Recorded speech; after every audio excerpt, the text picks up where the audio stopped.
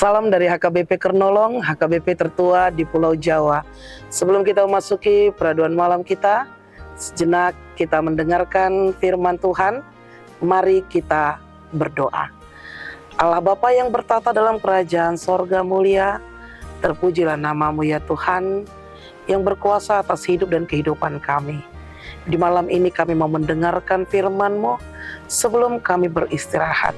Ampuni dosa kami, biarlah kiranya firman-Mu menjadi pegangan dalam kehidupan kami. Hanya di dalam nama anak-Mu Yesus Kristus, kami berdoa dan mengucap syukur. Amin. Firman Tuhan yang menjadi renungan dalam ibadah kita di malam ini, sesuai dengan bacaan kita, Almanak HKBP 2025, Kamis 13 Februari 2025, dari Kitab Roma pasalnya yang ke-9, dimulai dari ayatnya yang ke-14 hingga ayatnya yang ke-18. Dan yang menjadi pembimbing renungan ayat 18. Jadi ia menaruh belas kasihan kepada siapa yang dikehendakinya, dan ia menegarkan hati siapa yang dikehendakinya. Kedaulatan Tuhan. Bapak, Ibu, saudara-saudari yang dikasihi Tuhan Yesus Kristus, dalam perjalanan hidup kita di muka bumi ini, tentu sekali kita seringkali menetapkan kriteria dalam kehidupan kita. Kriteria dalam memilih pasangan, dalam menentukan pekerjaan, apalagi dalam hal memberi.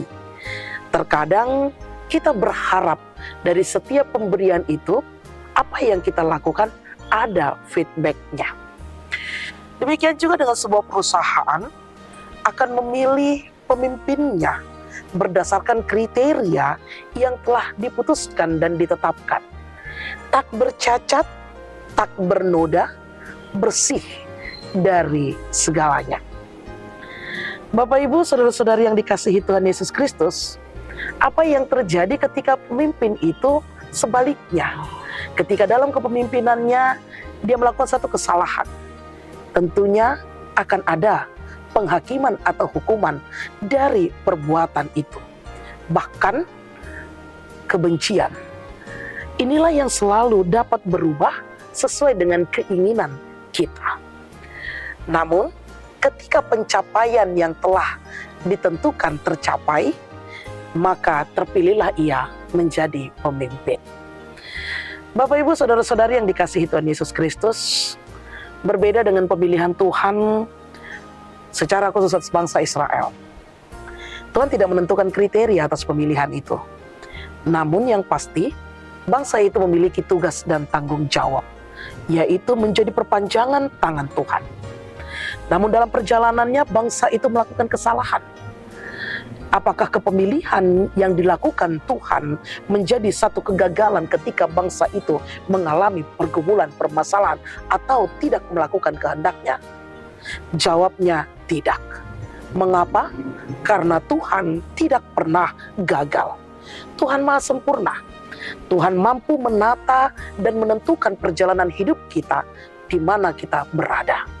Tuhan mampu mengatur, Tuhan berkuasa, berdaulat atas setiap umat yang berseru kepadanya.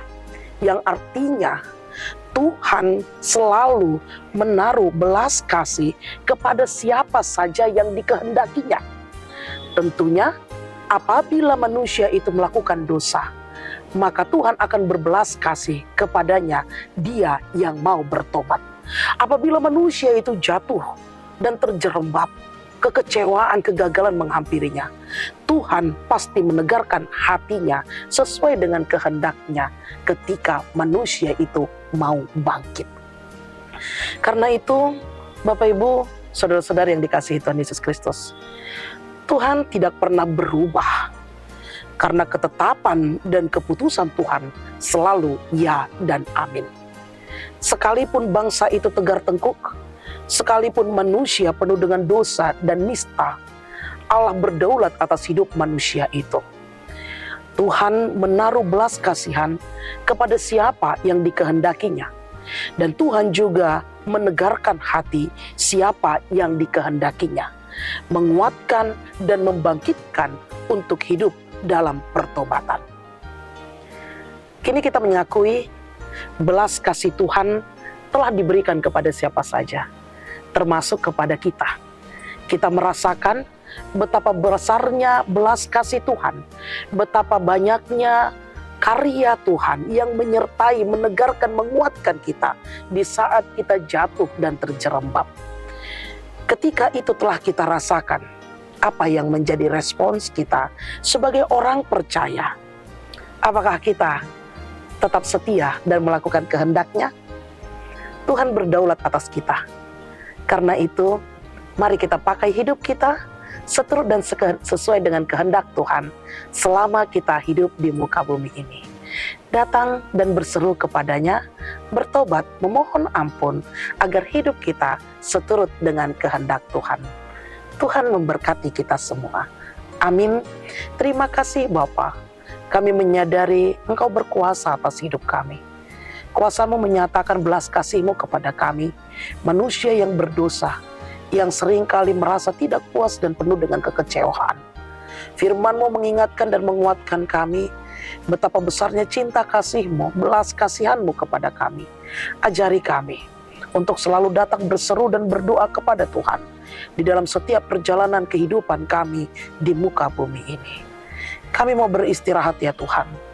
Kuatkan kami, lindungilah kami, ampuni dosa kami. Hanya di dalam nama anak-Mu Yesus Kristus, kami berdoa dan mengucap syukur. Anugerah dari Tuhan kita Yesus Kristus, kasih setia Allah Bapa, dan persekutuan Roh Kudus menyertai engkau. Amin.